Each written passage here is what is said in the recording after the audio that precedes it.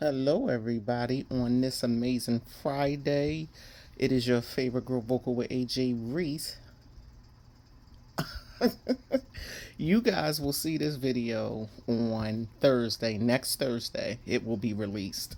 Um, I was talking about Famine Fighter in the very first one that'll be released on Tuesday. So this is like the next part of Famine Fighter because remember again, I told you guys I've been in what? Final Famine, the book by Teddy Daniels. And it's very, very informative. It is very, very good. I wouldn't bring it to your attention if it wasn't. I wouldn't even waste my time if it wasn't. So, where I left off at in the other video was talking about, learning how to hunt, learning how to, capture and kill your your prey, your meat that you want to secure for you and your family, whether it's fresh fish or hunting deer or whatever it is you desire. He gives a lot of good insight as to how to go about doing that or whatever. But it does take practice and it does take skill. It does. It's not just something that you get out there and you just start doing stuff. No. But then remember, I moved on to talk about the water supply and how important that is going to be. So he was talking about not underestimating water storage. So it says you'll want to store at least a 2-week supply of water for each person in your household. So it says you don't want to be caught off guard when the first signs of dehydration kicks in, and it talks about dizziness, confusion, and fatigue. It's better to have too much water than too little, and that is so true. Going back to the pandemic, I remember when like they were only allowing you to purchase like one case, and or you go in the stores and the darn water they had it up front because they wanted to make sure that's all you were purchasing. It was you had a limit of either 1 or 2 cases, and that was it. So knowledge is power, and knowing how to make your water safe to drink can be the difference between life and death. And it's good because it says a good water filter can remove most contaminants. Boiling water kills bacteria and viruses, and chemical treatments like iodine or chlorine can make water safe in a pinch. So it says tapping into secret sources. So in a crisis, it says you have to be resourceful. And when all else fell, you can collect water. I was like, wow, from rain, dew, or even the condensation from your air conditioner unit in your home.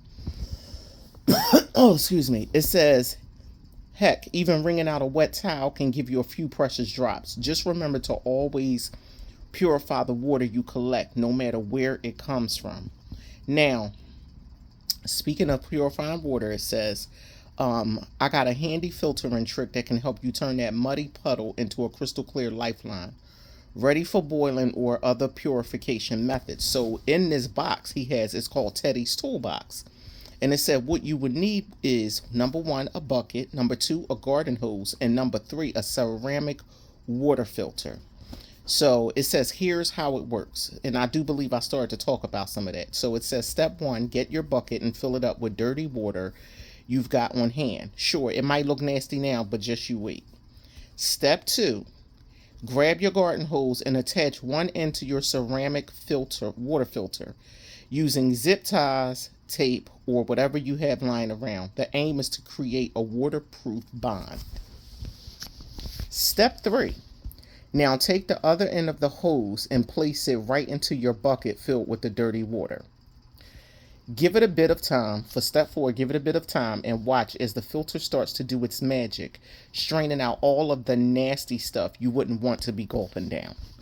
Step 5, once the filter has done its job, it's time to hit it with your chosen purification method. And then step 6, it says, there you have it, drinkable water, clean and ready for you to quench your thirst. It's something how history repeats itself. We back before our time, before we were even born, you would have a lot of our great grandparents and so forth and so on before it got down to us that really knew what it was like to survive and how to survive and how to farm and how to groom and soil, till the land so it can produce and bring forth with their expected harvest. And it's like we're going back to that. But the only difference is it's going to be worse because we're going to have to guard it. So whether you do it outside, you're going to have to guard it from outside predators and prey. And when you do it outside, you're going to have to protect it from outside people who may, and that's why you have to be careful. You can't go around telling everybody what you're doing, because people will listen out for stuff and then be like, oh, I can come and break in and take whatever I want or whatever. So, we just got to be wise and everything. It says, but picture this. What if you're caught in a bind, disaster has struck, and time is ticking away? Would you want to be fumbling with a hose and bucket, praying your filter works just right? Or would you prefer to have a guaranteed, foolproof way to have drinkable water on hand at all times? It says, think about the peace of mind knowing you've got that problem licked. That's time you can use to focus on other survival needs. Time you can use to protect your family. That's where Teddy'sCommandPost.com comes in. It's got the tools and resources to help you filter and purify your own clean drinking water no matter where you are. We've done the hard work so you, meaning you and us, we don't have to. And I appreciate that. I really do. Because God knows, really, I was going to take the time to try to... I would have tried if that's what it would have came down to. But look how much time it would have taken. So, it says, and here's the kicker. It's not just about having a steady source of water when disaster strikes. It's about equipping yourself with the knowledge and tools that you'll see through whatever life throws at you. Remember, in a bind, staying hydrated is your number one priority. And this is not my words. This is the words of Teddy Daniel. I don't take no credit for this stuff. This is his stuff. So it's better to stay safe. It's better to be safe than sorry.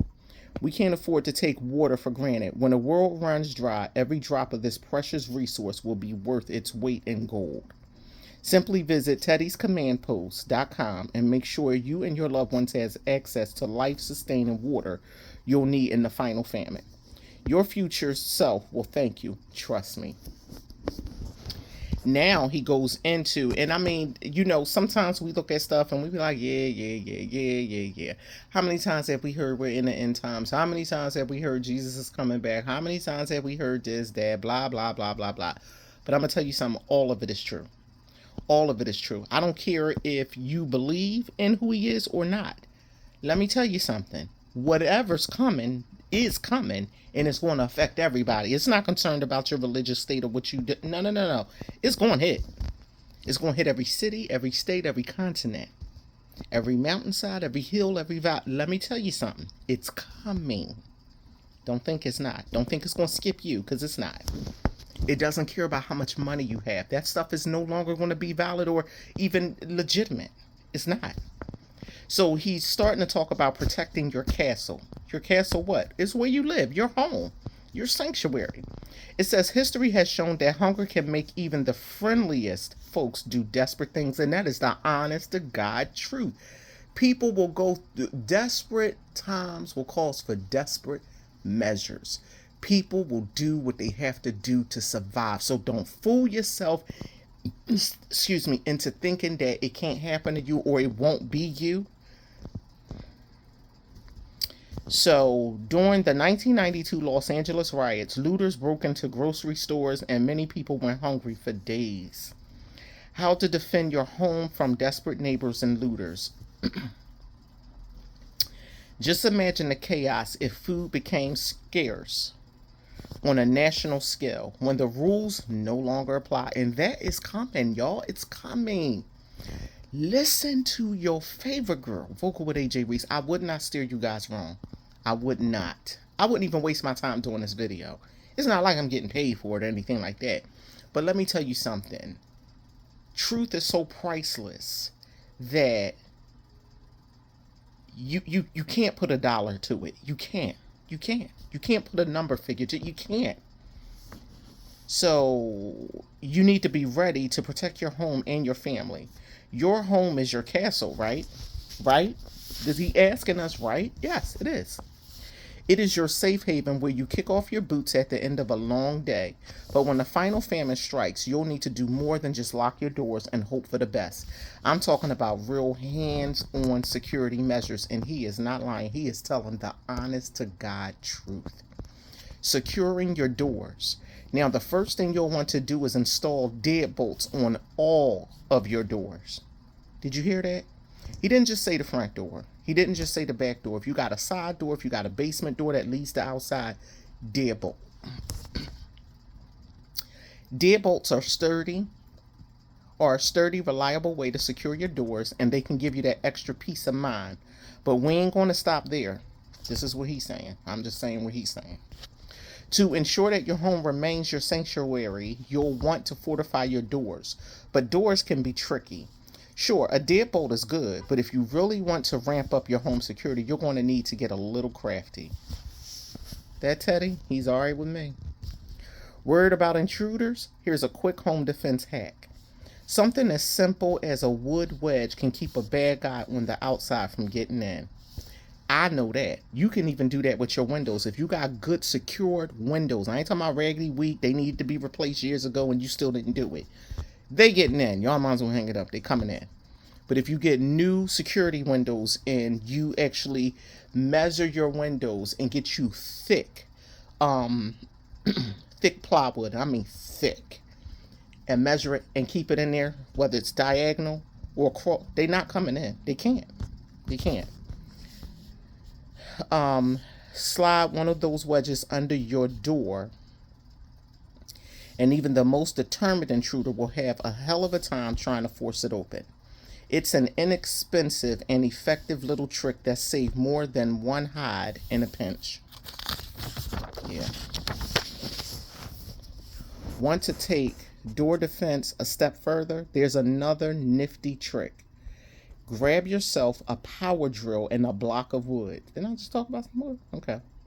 What you're going to do is screw that block of wood into the floor right in front of your door. This way, if someone tries to force their way in, that block of wood is going to stop the door from opening. And if you need to head out, just unscrew it. Simple as that. Most folks might overlook this tactic, but let me tell you, it can be a lifesaver. So now he's talking about beefing up window security. I really hope you guys are taking notes. I really do hope you don't just listen to these videos. Don't forget, give me a thumbs up because I want my algorithm to be good to go. And comment, talk back to me. Let me know, what do you think about this stuff? Do you think this is just a myth? Do you think this is never going to happen? Do you think this is something that's just being, no, give me your thoughts. What are your thoughts on it? So, beefing up window security, it says once you've got your door sorted out, it's time to move on to your windows. Windows can be a weak spot in your home security, but there are ways around it. Consider reinforcing your windows with security film or bars. This will make it a lot harder for someone to smash their way in. Another simple yet effective step. Plant thorny vegetation like rose bushes near ground level windows. Would-be looters will have a field day to keep from getting pricked. When it comes to keeping your home safe, remember, every little bit counts. And the more you do to secure your castle, the better off you'll be when the chips are down.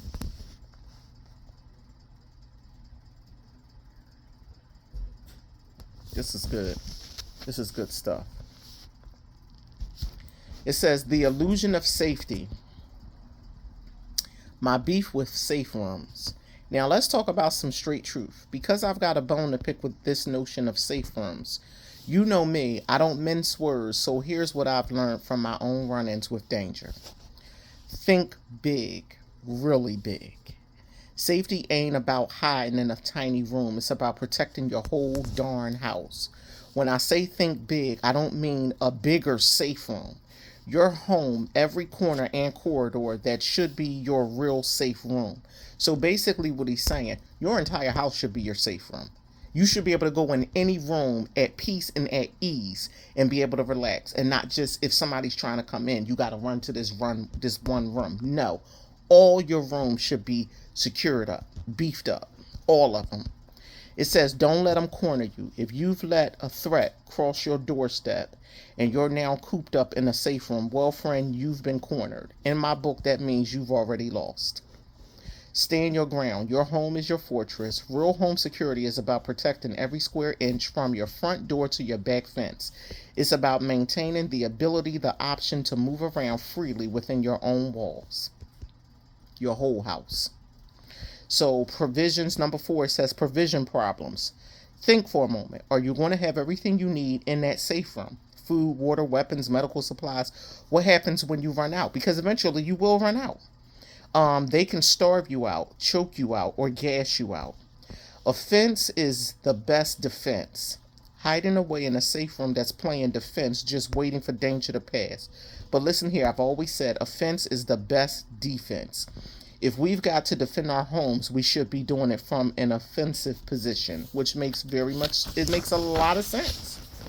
So, number 6, it says you've surrendered. Once you've holed up in a safe room, you're waving the white flag. You're leaving your life in the hands of whoever is on the other side of that door. Number 7 says protect your loved ones. Lastly, I don't know about you, but the idea of leaving my life or the lives of my loved ones in the hands of folks wanting to do harm doesn't sit well with me. Not one bit. Me either. It doesn't. It just doesn't. Our whole house should be secure where we can chill at any given moment whenever we feel like it at any given time. If you want the kids to be in their room looking at TV like they normally would, let them do that, because why? Their house should be already taken care of. So my thing is this: if they decide they want to come through that door, let them come if they can get in, because guess what? You're not leaving out. I can tell you that right now. And we all love Jesus up in this house, but I'm going to tell you what. You either going to get saved, repent, and get delivered real quick, or you're going to be meeting Jesus real quick. Because the bottom line is we're not going out like that. We're not doing that. We don't choose to do people harm. Don't think you're going to come and do us harm, because it's a no. So anyway, so let's break out of the safe room mentality and start focusing on what really matters. Turning our homes into the fortress they need to be. So you can stand our ground and protect what's yours no matter what. So it says the art of invisibility. And I'm going to finish up with this and then I'm going to close it out. Staying off the radar. That's one of the biggest things for me. I tell people, stay off the radar. Stop running that mouth. Stop getting on social media. Y'all look, some of y'all on there showing your house and all of it, and people looking like, Some of y'all on there like, oh, we about to go away on vacation. People like, yes, please, go on vacation, boo. Thank you. Thank you for letting us know, because here we come. Dumb. Stop. No. So, it says, so you've secured your fortress, stocked up on your supplies, and got everything ready for when trouble comes knocking. But here's a hard truth. You've got to keep your well-prepared fortress from becoming a target in the first place. Think of it like having a bull's eye painted on your back. Not so smart, right? So it says you don't go around bragging about your treasures to every Tom, Dick, and Harry. That's an invitation for trouble.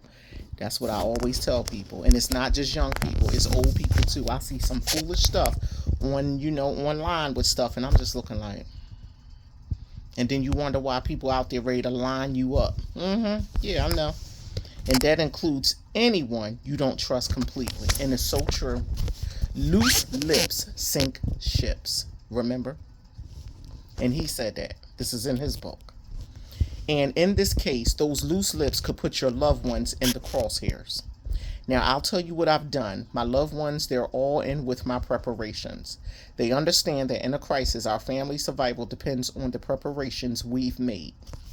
But if your family ain't supportive, or if they're prone to spilling the beans, don't let them in on your plans. Oh, they ain't got to worry about that, because I won't. People talk too much. And, a lot of times people, family over. No, they be the main ones running it. And then you wonder why stuff end up happening, how I get to you. Oh, because they done told you stuff that you told. No, thank you. And, excuse me, and this is what it says. The last thing you need is them casually chatting about your stockpile with their buddies. Do it quietly, keep your gear out of sight, and when a crisis happens, you'll be ready. So,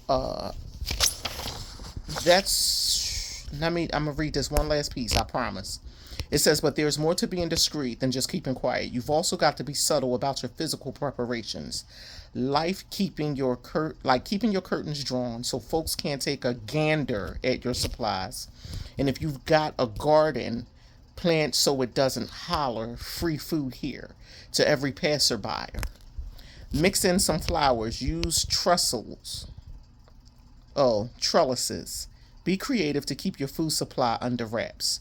Following these steps, you're not just preparing for the final famine, you're ensuring your fortress stays invisible. But remember this, vigilance is key. Keep your eyes peeled for any signs of danger and trust your gut. Your family's survival depends on it. That's all your girl got for you. And it's so true. Always go with what you feel, your inner man. Your inner man will not lie. What is your inner man? Your inner man is your spirit man. Your spirit man tells the truth no matter what. It's your soul that does all the lying and reasoning and all the other goofy stuff that gets us what? In a whole lot of trouble. When you feel that thing, I don't care if everybody around you talking about, no, that ain't true, but you feel, it is true. It is true. It is true. Remember, truth is absolute. It will stand by itself. It don't need no help. So again, I pray that you guys get a lot out of it. I pray that you guys take notes, copious notes, meaning really good notes for you and your family. For you and your family. Some of y'all like, well, my house is pretty good. I got an alarm system and let me tell you something. You know how many hackers broke through that? Some things we just got to go back old school. Bottom line. So, I love you guys. God bless you. Don't forget to click like, share, and subscribe. And click that button. Like that button. I want my algorithm. So, enjoy your weekend. Be safe. Continue to keep us all in prayer everywhere. Civil unrest is everywhere. Everywhere. God bless you. Love you. Peace.